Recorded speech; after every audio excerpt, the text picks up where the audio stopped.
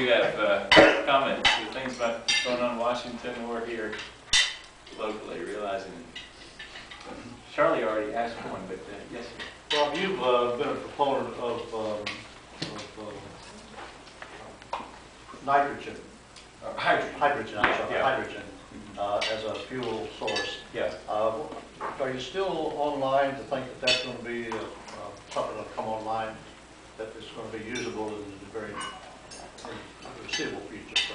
10 years, I think. I think we could be on the road to hydrogen in 10 years, which I think is near enough to make it something we should be devoting a lot of attention to. If you think about it, when President Kennedy said, let's go to the moon before the decade is out, that's the same time frame. I think it does require that kind of commitment, though, to say, really, we're going to do this. Of course, it is exciting that BMW, again, I sound like I've worked for the company. I don't. I'd like to. I'd like to have one of their cars. I'm trying to convince them, really, it's a home state product. There's an exemption in the ethics law. They can give one to me. So far, it's not working too well. They give me models of them, but please, no, they can't give me a car. But anyway, I wish they could, but I wish I could afford one. But they have now Hydrogen 7, H7, which is a dual fuel car. There are about 50 of them in the United States. They're being driven right now in sort of a test market kind of thing. And the button on the steering wheel, and you can switch by pushing the button from gasoline to hydrogen. And I've driven one, and I know that when you push the button, there's almost no change in performance, which when you think about it, is an engineering feat. I don't know how to do it, because the wonderful thing about gasoline is it's got an awful lot of energy in it. For volume, it's a huge source of energy. Hydrogen is a great source of energy, but it's less compact, less dense, less amount of energy per volume.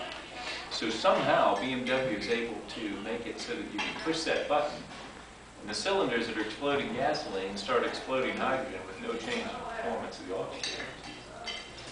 I don't know how to do it. It has something to do, I think, with firing additional cylinders in the car when you switch to hydrogen. And I don't know what else. There must be secrets in how you do it, but it's pretty amazing. I think that we can work with that, and it's exciting to see companies doing it. Charlie? It is going to work, and I'm impressed you've ridden in that 7. But how do they store the hydrogen? Is it liquid or? BMW stores it as a liquid, yeah. When they're sort of the minority report. Most companies that are pursuing General Motors is pursuing it, for example, in a way. They plan on storing it in a gaseous state under pressure. But BMW plans on cooling their hydrogen a little bit like a heat pump, works, where they're going to bleed some of the hydrogen off out of the tank. And in that bleeding, it cools the tank.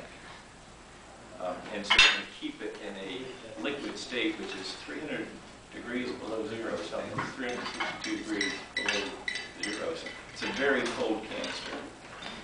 And so they run this liquid into the cylinders. Like I say, it's pretty amazing technology that they've got going. And of course, the key question is, what about the supply of hydrogen? That's three things hold us back from a hydrogen future. One is storing hydrogen, which is what we're just talking about here. Second is producing it. And then third is figuring out how to distribute it. Those three challenges, I would say, are significant, but there were significant challenges in landing a man on the moon and returning safely before the decade was out. Yeah, by the way, that